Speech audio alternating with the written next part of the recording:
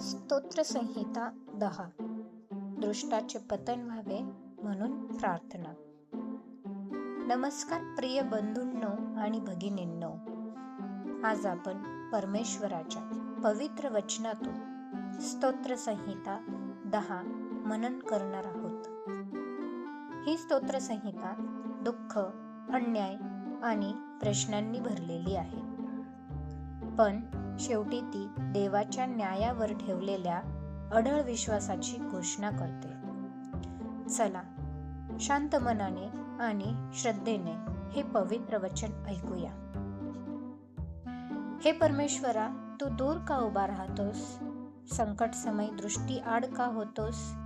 दुर्जनांच्या गर्वामुळे दीन दुःखाने होरपळून जातो.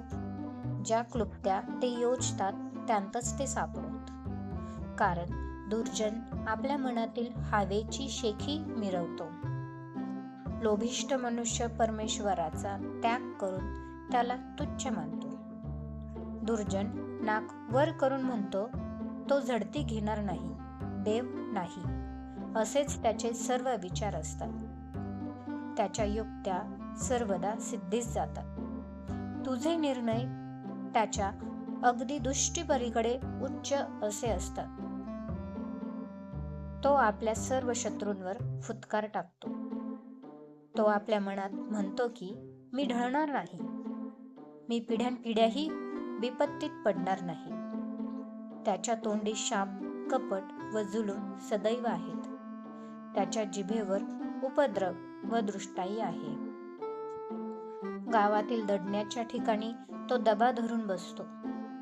गुप्तस्थळी तो निरपराध्याचा घात करतो. त्याचे डोळे लाचारासाठी टपलेले असतात. जाळीत जसा सिंह तसा तो गुप्तस्थळी टपून बसतो.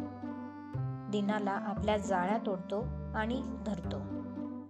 लाचाराचा चुरडा होऊन तो वाकून जातो आणि त्याच्या बळकट पंजात तो सापडतो. तो आपल्या मनात म्हणतो की देवाला विसर पडला आहे, त्याने आपले तोंड लपवले आहे, तो हे कधीच पाहणार नाही. हे परमेश्वरा, उठ. हे देवा, आपला हात उगार. दिनांना विसरू नकोस.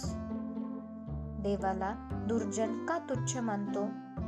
तू झडती घेणार नाहीस असे तो आपल्या मनात का म्हणतो? तू हे पाहिलेच आहे. उपद्रव व दुःख ह्यांचा मोबदला आपल्या हाताने देण्यासाठी त्यांच्याकडे तू नजर लावतोस. लाचार तुझ्यावर हवाला टाकतो. पोरक्यांचं सहाय्य करता तू आहेस. दुर्जनांचा बाहू मोडून टाक. दृष्टाचे दुष्कर्म निशेष होईपर्यंत त्याचा पिच्छा पुरव. परमेश्वर युगानुयुग राजा आहे.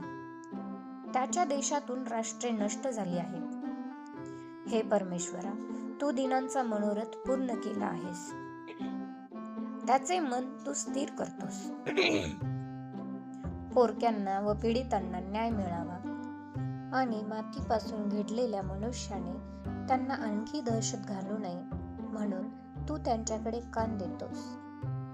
प्रिय बंधूंनो आणि भगिनींनो, ही स्तोत्रसंहिता आपल्याला शिकवते, देव शांत आहे म्हणजे तो अनुपस्थित नाही. तो प्रत्येक अन्याय पाहतो, तो प्रत्येक अश्रू मोजतो आणि योग्य वेळी न्याय करतो. आज जर तुमच्या जीवनात अन्याय, भीती किंवा वेदना असते तर हे लक्षात ठेवा, देव तुमच्या बाजूने आहे. तो अनाथांचा मदतनीस आहे. तो नम्रांचे ऐकतो. प्रार्थना. हे प्रभू, आमच्या वेदना आणि प्रश्न तुझ्या समोर मांडतो. आम्हाला धीर दे आणि तुझ्या न्यायावर अढळ विश्वास ठेवायला शिकव. आमेन.